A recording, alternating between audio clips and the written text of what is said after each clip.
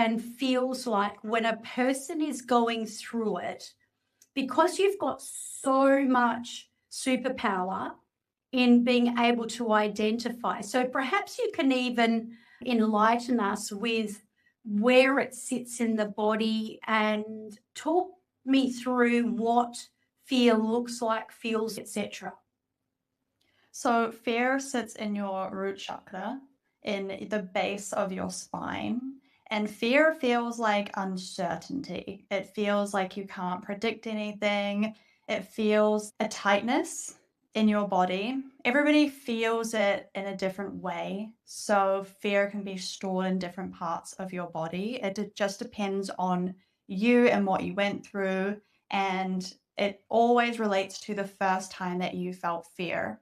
So with fear in particular, usually most people feel it when they were born or within the womb. So that's commonly your first core emotional wound that you experience.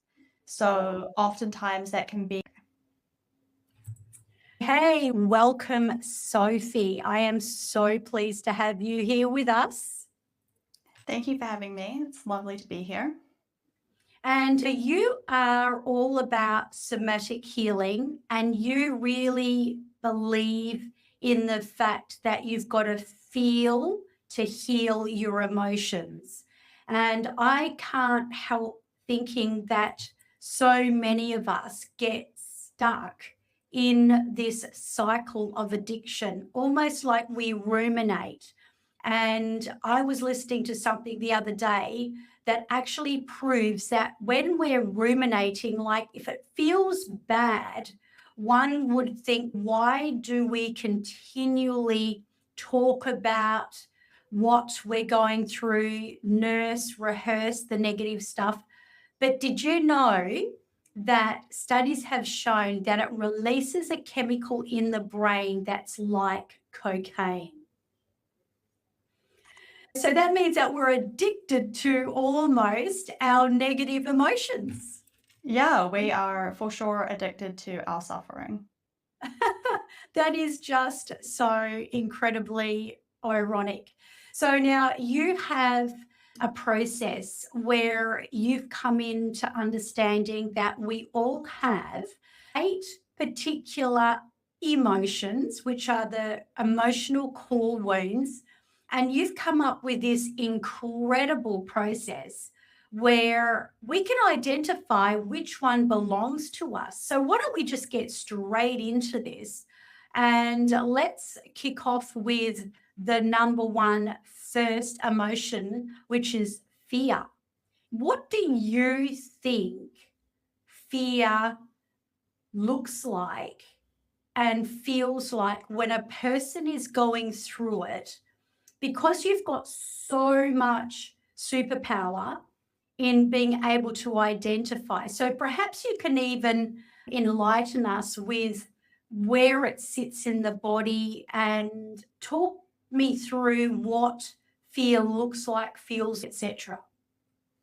So fear sits in your root chakra, in the base of your spine.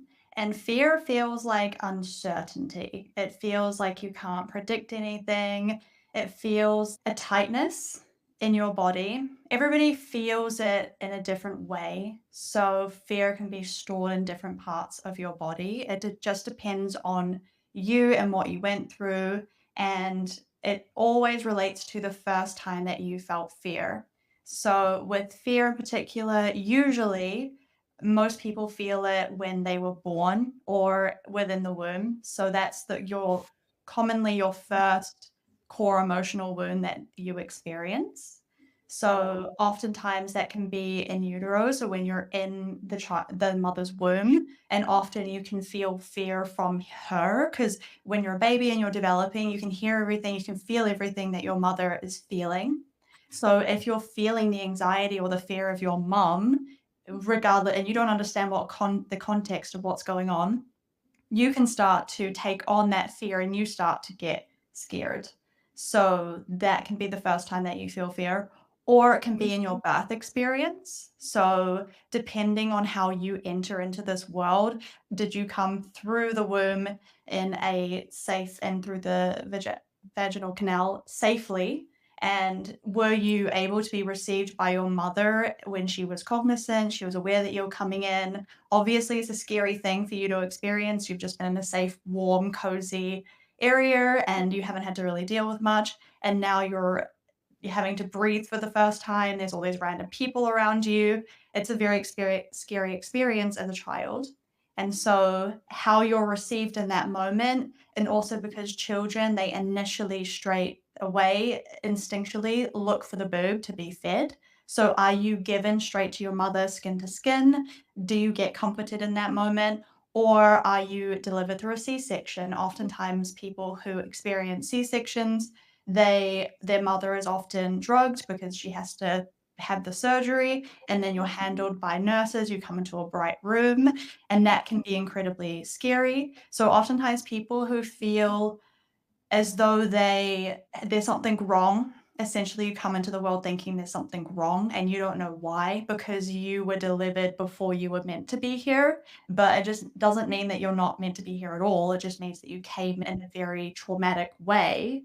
And people who experience a quote unquote good childhood, they often feel like they can't quite put a finger on why they feel like something is off, why they feel like something is wrong in their life. And often it can be traced back to them being delivered through a C-section. So that's usually how you get your fear wound. Yeah. So, really, what you're saying, if we can now quantum leap into the present, is that if a person is feeling the fear, what you've done is you've described that. And I love the fact that you've brought up that feeling of uncertainty, and because that's where they feel unsafe. I'm sure each and every person knows, and there's different extents of it too. But what I'm hearing you say is that you're doing fear as I guess, a pattern that originated as early as the mother's womb. I find that extremely interesting. So, if you were dealing with the fear, would you go back and find that person's initial fear? And can you talk us through how you usually come to find it? Of course. So, to give people a bit more context about why the emotional wounds come up that way. So, the first time you experience any of these emotional wounds, that is when the pattern is laid down. So, anytime that you're feeling fear right now in this moment is always traced back to the first time you felt that way. And the first time you felt that way is before the age of 9, because that's when you are developing your subconscious programming. That's why children are incredibly emotional, because they're always running from their emotional brain. Their frontal lobe isn't developed yet. Your frontal lobe doesn't start developing until, in terms of being able to process logic, until the age of 9. So that's why children are incredibly emotional, is because that's what they're running from. That's how they're experiencing the world. They're just always 100% in their emotions. And that is how you end up, and you learn how to move through the world through your emotional reactions to things. So, for example, when you feel fear and you feel unsafe, then you react in that way to make yourself feel better. And that's always because you latch onto the adult in the room, the person that you're trying to feel safest with. And that's how you end up. This is also where emotional wounds can come in, is that you end up sometimes and often putting your fear aside in order to get connection with that person. So if they don't console you in the correct way and they help you move through this emotion and come to safety and come to relief, if they shame you for it, or if they deny that you're having that emotional experience in the first place, that can create a wound where you can't quite process to the end and you don't feel safe. And humans, the reason we do this is because connection is our number one essential thing for survival, above food, above water, above housing, because humans are incredibly social beings. And that is how we gain food, water, shelter, is through our relationships, through our connections. So that's why we often can abandon ourselves and how we feel in order to get that connection with other people. That is so good. So what I'm going to do now is I'm going to flick through the 7 remainders. So number 1, fear, and we all have it. Number 2, shame. Now, I better just preface this, because what this beautiful lady, Sophie, is going to do is she is going to we're going to, I think, tap into the energy here. And between the two of us, we'll find the one that we feel is going to resonate with the majority of the audience, even though we don't know our audience and who they're going to be. And it could reach a person that you absolutely change their life in 5 years' time. Let's trust the energetics of this, shall we? Everyone listening, I'm going to go through. Now, this is actually Sophie's processes. So they are number 1, fear, number 2, shame, number 3, guilt, number 4, worry, number 5, grief, number 6, jealousy, number 7, feeling crazy, which is like the mental overwhelm, the confusion that goes on, and number 8, mistrust. So I'm just feeling into these myself at the moment, and I'm going to tell you what's come up for me. And I feel that I'm surrogating our audience a bit here. So we like to treat this like a real masterclass. Get ready, guys, because stay to the end. You're going to get this beautiful, juicy meditation from Sophie. I'm going to go with mistrust. So what I'm going to get you to do is articulate that. You don't have to go into the complete full extent of it, but what you do with a person who's suffering from this, and it's obviously showing up in their life where they may be mistrusting, and just from what you've just taught us, it may go back to something that's happened in childhood, and as you say, under the age of 8 or 9, where the person has been wounded, and as a result there's that mistrust, and then as a result they're attracting that mistrust. So can you walk us through that?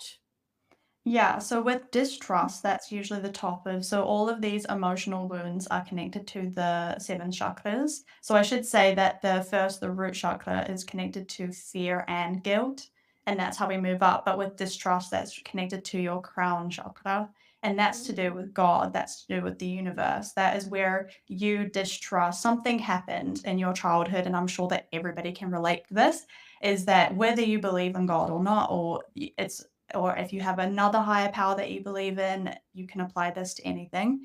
You feel as though something happened. You wished for something and you didn't get it. And you feel betrayed. You feel as though you were abandoned. You feel as though, when you ask for a Christmas gift and from your parents and they don't give it to you for whatever reason, either they couldn't afford it or they chose to get you something else they thought you might like more. And you have this shock to your system where you're like, I really needed you. Oftentimes this can be in a moment of desperation where you really need help and you don't get it. And this can break your trust in God, because every child understands that there's something bigger than them. It's written into their cells. They have this unusual understanding, this connection to something that's out there, and they don't quite know what it is. But the moment that they feel like they really need help and they don't get it, this can cause this distrust. And often a big indicator that you're having a distrust issue is, are you afraid of death?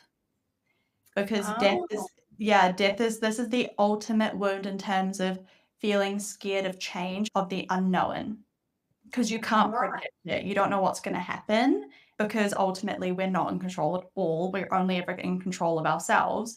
And to put our trust in God, which is in control of everything else, if you don't have that connection, if you don't have that trust, you feel completely disconnected and you're blocked off. You can't have any miracles happen in your life because you're constantly you can't give somebody else your own autonomy. You feel as though, no, I can't trust God in order to be able to get what I actually need. And you feel like everything you're given or not given is an attack on you. You don't feel like you're supported by God, even though you can't quite see that God might not be giving you something that you're not supposed to have.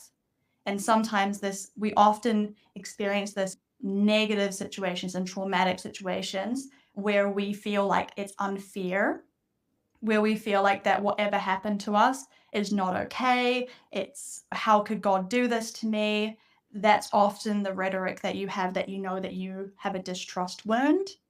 And I can't help feeling like I want to say to people with what you've just said, it reminds me of the other day I was in church. And for people who are very close to me, they may know that I've just recently lost my husband. And he died of an always fatal disease, CJD, which we didn't know until 11 weeks before he died. But leading up to it, there had been so much anticipation, so much fear, so much, almost like all of these elements. I think I could tap into every single one of them. And you go through what you go through. And then you find yourself almost attracting people that are perhaps in that same way of grieving, or especially because of the work that I do, I know that I'm called to perhaps encourage people.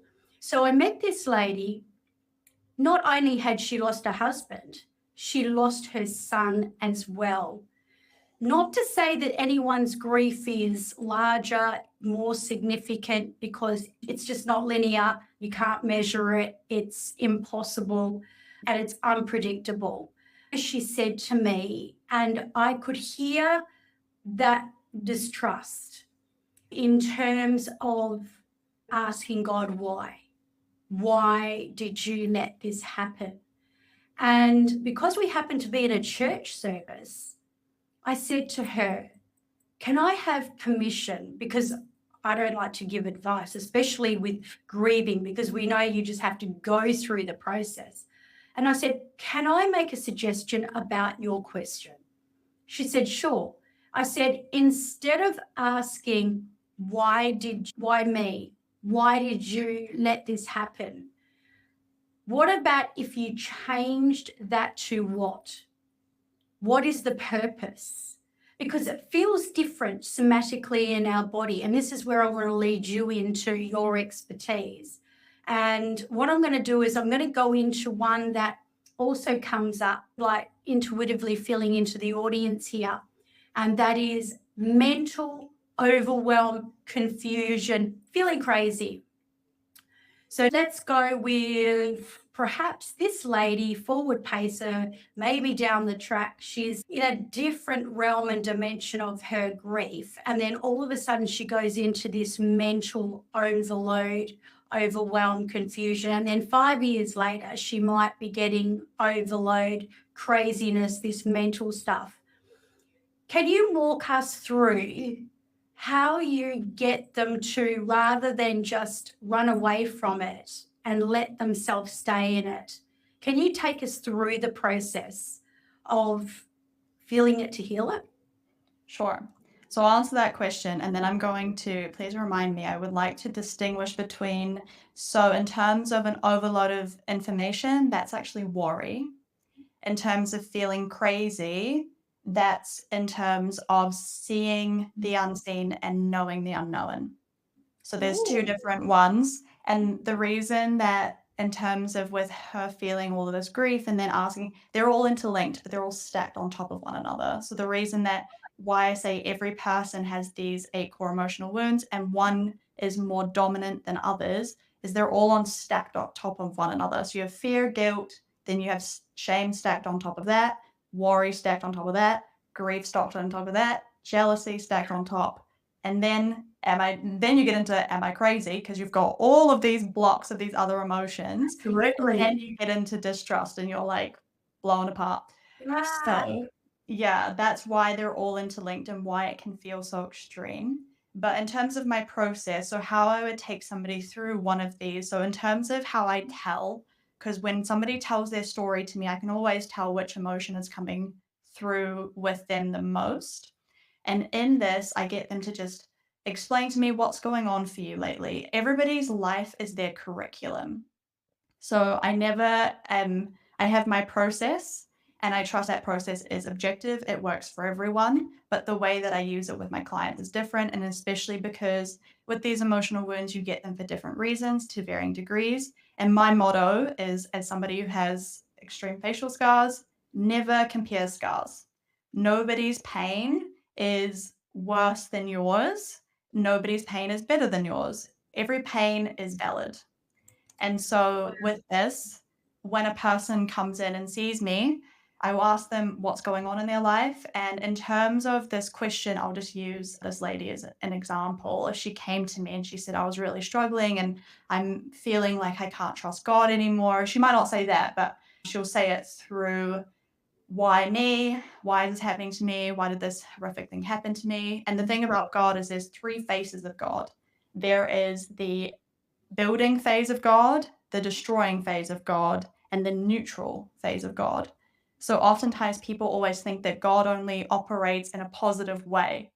And we think it's the devil if God is destroying us. But there's actually three phases of God. You can't build anew unless you destroy the old life that you've had. And there's always a purpose to it, even if we don't understand what that is. And oftentimes people and situations, houses, pets, all of that all influence us and how we move through the world, whether God is destroying a phase of our life or building, or you're just sitting there neutrally and just waiting for things to come to fruition. There's different aspects of that. With her, I would listen to her and I would ask her these questions, get her to talk about what she is actually experiencing. And then as she's speaking, I'll get her to focus on her body and I'll ask her what is she feeling, as what is coming up for her in her body as she's speaking. And there might be a certain part, often with grief, it sits in the heart, that's linked to the heart chakra. And oftentimes there might be a pressure. And then I will ask her, okay, does it move fast or slow? And then I will ask her, is there a color to this feeling? If you could draw it, what would it be? And then from there, oftentimes people get scared at this point. This is the kind of the crunch point. And I have to hold people here because this is where people get squirmish, especially if they've never done this before. This takes practice. It's a skill that you learn. Is that I ask them, when was the first time they felt this way? And then from there, with memory, so the reason that we trace the emotion is because memory is stored in different parts of the brain, and your emotions stored in the amygdala. They're the most easily accessible aspect of your memory because we're constantly feeling emotions. To smell a certain smell that you might have smelled in a traumatic situation, that's a lot more difficult to access. Whereas emotions are much easier. They come up all the time.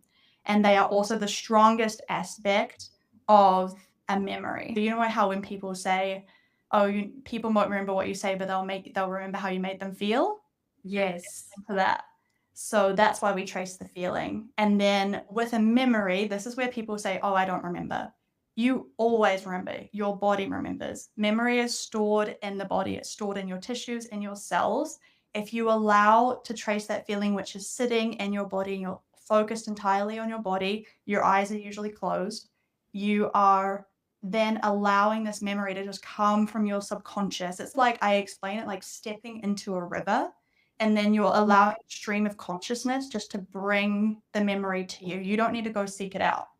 And then patterns start coming up. I will say also, depending on how you think. So some people think in images. Majority of people do, they see in images, but oftentimes some people think in words, or they think in shapes, or sometimes they don't think at all. So that can be a little bit challenging, but as long as the person understands how they think, we can get them to either write it out in words or to see an image. And then you allow these little fragments of the memory to come through. And oftentimes there is little you. It always has to be the age before 5. Sometimes people might remember this feeling from when they were 14, but we just go and we ask that 14-year-old, you always want to introduce yourself and show your eyes because that's how you recognize yourself. And you ask them when was the first time they felt that way. And then you move through, you're psychologically digging through your memory. And then you allow this memory to come through. And then in that moment, you're wanting to validate the feeling that you're currently are having, because what you're trying to do is bring safety to the body. You're wanting to make sure the body learns through you focusing on the emotion that it is safe to feel. Because that's essentially what the emotional wound is you've gone through so many moments in your life where you've felt incredibly unsafe to feel this emotion. So you've shoved it down and pretended like it's not there. But now we're going in to acknowledge it. And then you go up to little you, however old you are, and you talk to it like at the age that child can understand. So whether it's 18 months old, 2 years old, 6 years old, and you just get there and you show them that it's okay to feel, and you talk to them and you calm them down. You go through a process. You're reparenting yourself and you bring safety to them. You make them feel better. There's different ways that you can do it, and depending on the person, and you always ask the child, what do they need? Because that's always where the wound comes in, is you did not get what you needed in that moment. So you're giving it to yourself.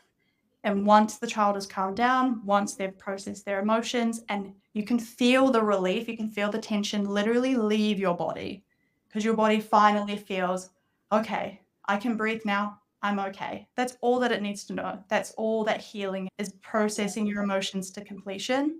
Once that happens, we bring you back to the present moment. And then we go through that again with all these different emotional blocks. And you can use this anytime that you feel like you're really struggling with something in your life. You can use this technique on yourself. Wow, I can really tell that you are fully the absolute guru on this topic, because, wow, you're just all over it. And I can remember going to a seminar workshop and we were taught something very similar. And it was in terms of protecting your health and your immune system. And what people don't realize is that every time they have these unprocessed emotions, and like what you just said, the body doesn't lie. So it's like the book, the body keeps the score. And that's not the store, but that's the score. But the body does keep the score.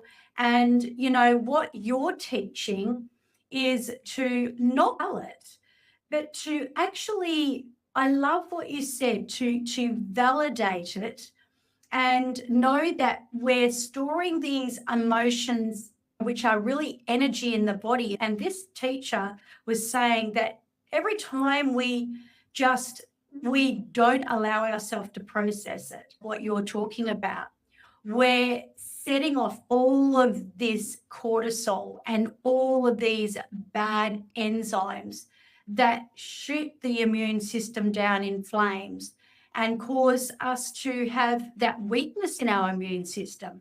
So I noticed that when I did start doing this work, that I stopped being a crap magnet, because I remember I used to be a crap magnet, and everything you're talking about just makes so much sense.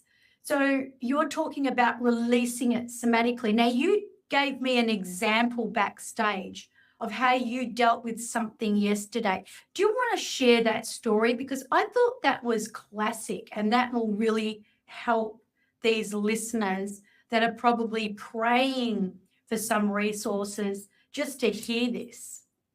Sure. So I'm currently in France and I will be flying to Peru next week.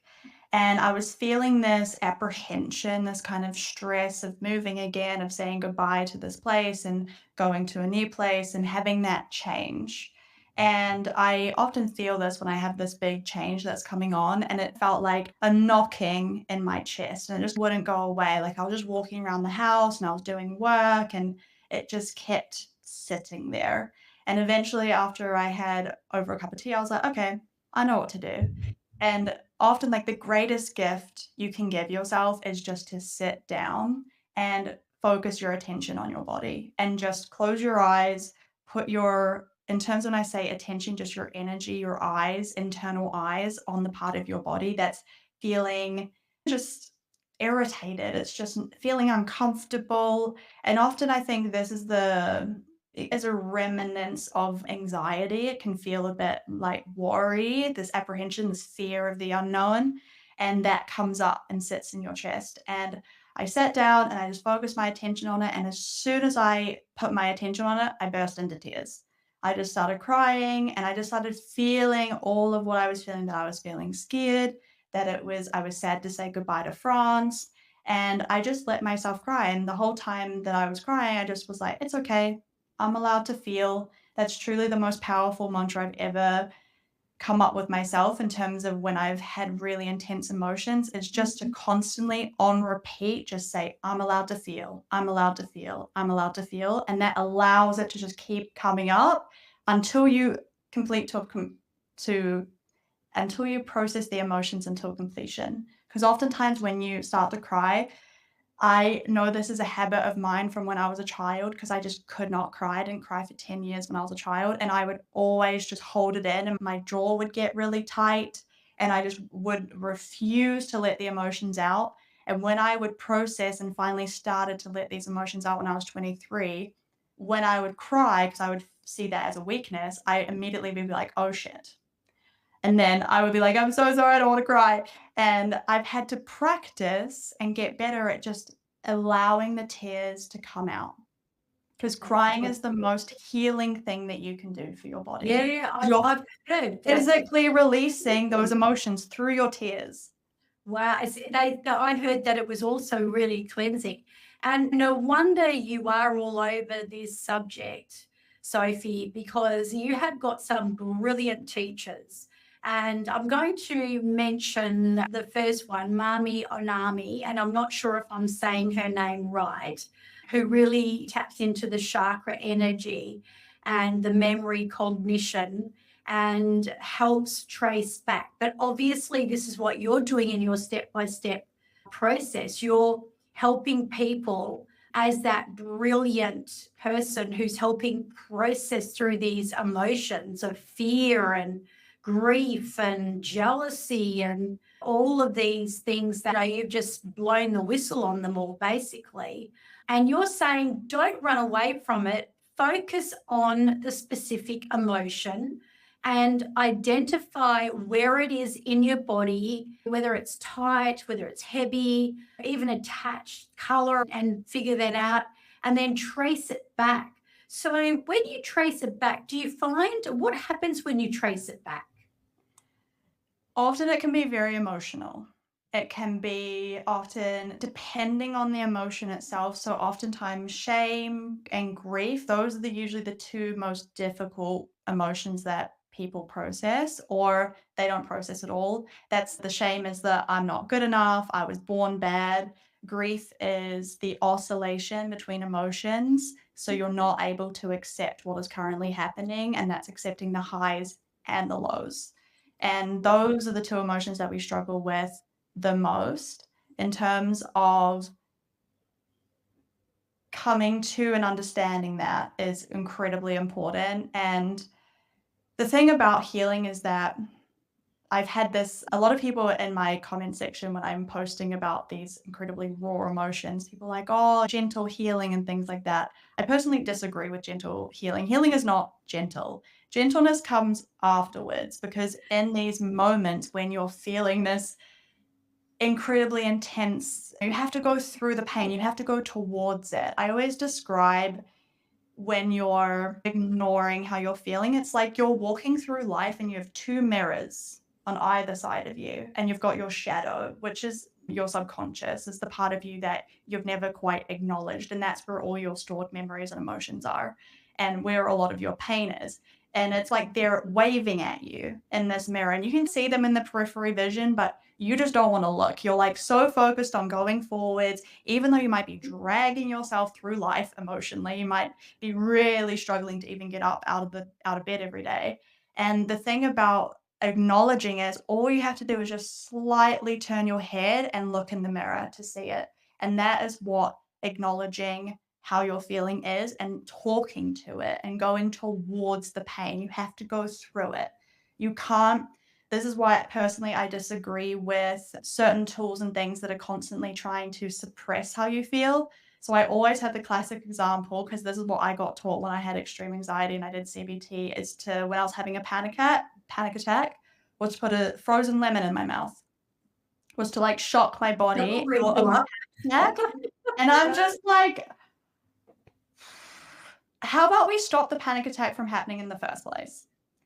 Yeah. And you do that by when you're in a calm state. So this is why I teach this method through. So you're in a meditation, and it's the safest way to access these emotions because your body is calm, your nervous system is calm, you're not in a fight or flight state. That's incredibly important. So while you're processing these emotions, you're not kicking up your parasympathetic nervous system. You're not going, and because that is also where the trauma is stored. That's why your fight or flight goes off every time you get triggered, is because you haven't been able to experience that emotion in a calm state and process in a calm way. But it is incredibly painful. Often people cry, but that's helpful, and you're Yeah. able to really just hold yourself through it. Yeah. Yeah. So, guys, the next time you get triggered, the other mentor that you follow, and you've obviously got so many different great teachers, because I find the best of them always do, with Teal Swan, the completion process, and you're emulating pieces from the best of all these teachers, and you're bringing them into your own process. And I can see how you are enabling people to identify the trigger of their emotion by tracking it back. So not only are you telling them to face it, feel it, heal it, but also identify where it comes from so you can uproot it and dissolve it rather than just ruminating, running away from it, and then like a dog returning to its vomit, just it's constantly returning. And I love how you are really encouraging the audience to notice their body and their sensations. And really, I think one of the biggest things is what you said about validation and being able to let go of judgment. Oh, it's a really big one, isn't it? Because we are our biggest judges on ourselves, and it's just not productive. But you also encourage about speaking into the younger version of themselves. And I love the way you've said, what is it that you want? What is it that you need? Is that kind of like where they might not have resources in the here and now, in the present? So you go back and you take them back to where it's originated, and then realize that inner child was caught up in this situation that brought about that fear, or brought about that mistrust, or brought about that grief. And then is it then that you're saying, what does that inner child or that younger version of you need? Is that where they get the gift from, the resources?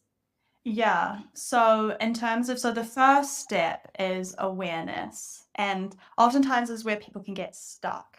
They can say, oh, I know that I have all this trauma from my childhood. I know that I had this abandonment wound from my father, but they can't get to the second step is always the somatic. So this is where it's going in and finding that original moment that you felt this way. And then the third step, this is where finding out what your inner child needed in that moment that she felt abandoned by her father.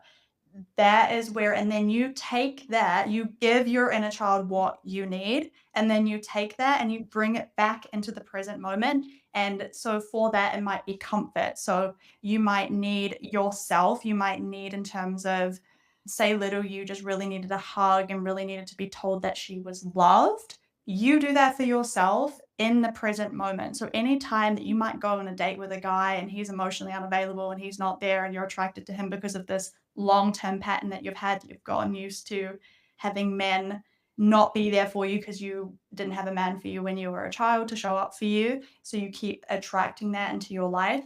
It's in those moments, recognizing that pattern and then giving yourself what you need. So what you're doing is you're building your relationship with yourself. You're learning to trust yourself again. Because when your father, when you're a child, abandoned you, you abandoned yourself because it was too emotionally painful for you to accept that you felt like you were betrayed by your dad. And then that is how, and that's where that's the painful bit. That's the hard part people can't accept. But then you give that to yourself. You give yourself the love, acceptance, and presence that you've always craved and needed. And you keep giving that to yourself in the present moment. So you go through life, and that's how you stop attracting the emotionally unavailable men, is because you are present with yourself. You're no longer a match for somebody who is not also present for you. Oh my gosh. Boom. Boom right there. Wow. So here's the juicy part. So where time has just flown by. This has just been so exciting, but we're going to now just have a couple of minutes in your presence with what you can perhaps move us through in a release or a meditative process. So are you happy to move us into that comfortable place and space, or do you have another modality that you feel, because I really love going by what the expert specialist on the show feels that they want to bring to the audience? What do you think? So in terms of the somatic process that I explained with going into your emotions, I can't facilitate that ethically. I would have to have everybody in front of me, and I'd have to be monitoring them, because my job is to hold space for you to make sure that you're safe while going into it, especially because it literally is psychological surgery. And so there's a lot of care and a lot of space that needs to be held in that. However, I do have this is one that I created, which is getting into and opening your heart. It's a somatic meditation that opens your heart, and everybody can do it. It takes about 5 minutes. And it's a great way for you to connect to yourself and your body. Perfect. Let's do it, because we've got about 5 minutes left. So that's perfect. Okay. So if you are driving, firstly, if you want to contact Sophie, she has all her contact details in the show notes. So you can connect with this beautiful lady. And if you are driving or you're requiring attention to whatever you're doing, we would ask you to perhaps pause and come back later to experience this. If you are in a nice space where it's quiet and relaxed, sit back and enjoy. Over to you, beautiful Sophie. I do need to pause for just a second, because I have a bunny rabbit who is literally trying to break into the room, and he is trying to gnaw at the door. So I'm going to go. I love that. So, guys, this is what it's all about. When you are listening live, you are getting the real deal. And even if it's rabbits gnawing at the door, I believe there is a reason for everything. But that's just gorgeous. I love it. Are you ready, Sophie? Yes, he wanted to join us in the meditation. Absolutely. And I don't blame him. Okay, so you're going to close your eyes. And you're going to take a big, deep breath in and hold. And breathe out. And hold. And breathe in. And hold. And breathe out. And hold. And breathe in. And go back to your regular breathing pattern. Just focusing your attention on your chest. Noticing the rise and fall of your breath. Feeling it come in through your nose and out through your mouth. Just going to sit here a moment, allowing yourself to tune into your body.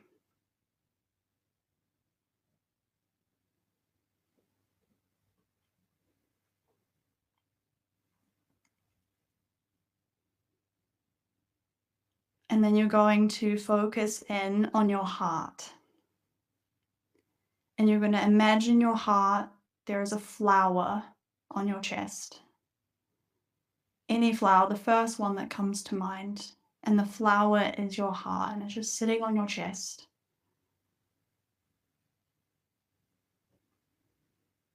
See what color it is, what petals does it have.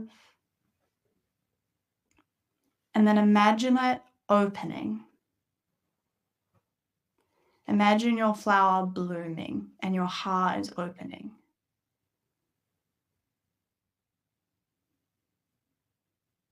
And feel your body relax.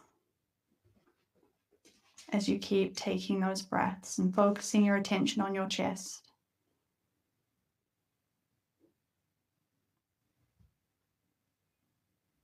And when you're ready, you can open your eyes. Wow. Wow. I got this crimson rose. Beautiful. Yeah, sitting right there on my chest. And then when you said, and I couldn't get over the depth of the color, and then it just opened up, and wow. And it's almost my mind said, I knew she was going to say that. And so beautiful. Thank you so very much. And it just wouldn't be Terry Messenger's Genius Zone without one last question that I always love to ask, because quite often people get onto the podcast, momentum builds, all the spicy stuff comes out, they get off and they go, oh, I would love to really just mention that or emphasize on that. Is there anything that you would like to say or emphasize on what you've already said before we conclude? I would say with the first one would be with that heart meditation.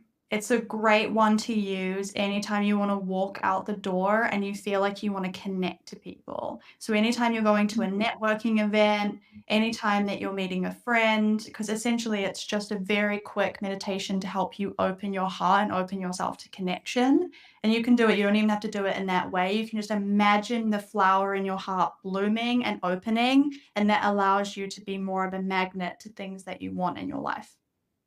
Oh, thank you for that. I think that might have been a very powerful little tip. Sophie, from the bottom of my heart, I say thank you so much for bringing such beautiful value to our audience. Thank you for having me. It's been such a pleasure talking to you, Terry.